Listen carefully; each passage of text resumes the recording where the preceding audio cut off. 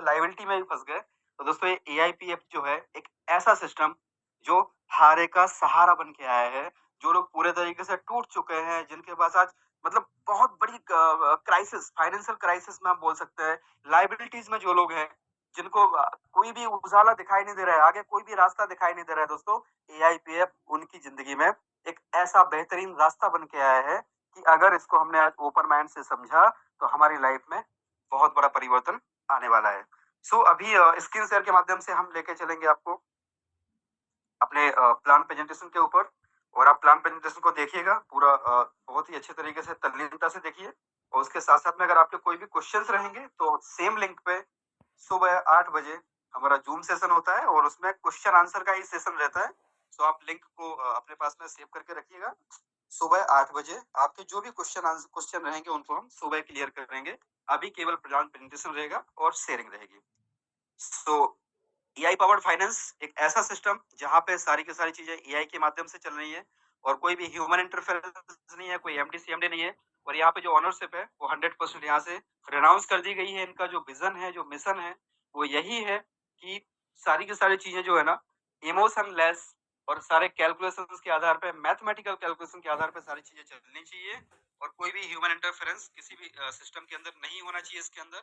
ये इसका मिशन है दोस्तों। सारी की सारी चीजें एआई से ऑपरेट होंगी और आने वाले समय में आप देखेंगे एआई पावर्ड फाइनेंस जो है दुनिया की एक इतनी बड़ी एक सिस्टम ये बनने जा रही है कि मतलब उसी तरीके से सिस्टम बनने जा रहा है जिस तरीके से पास्ट में जो हमने आपको बोला कि कभी बिटकॉइन भी आया था, कभी इथेरियम भी आया था। So this is the system जो उस तरीके का एक सिस्टम बनने जा रहा है और आप इसको खुद रियलाइज करेंगे क्योंकि हर चीज की कभी ना कभी शुरुआत होती है।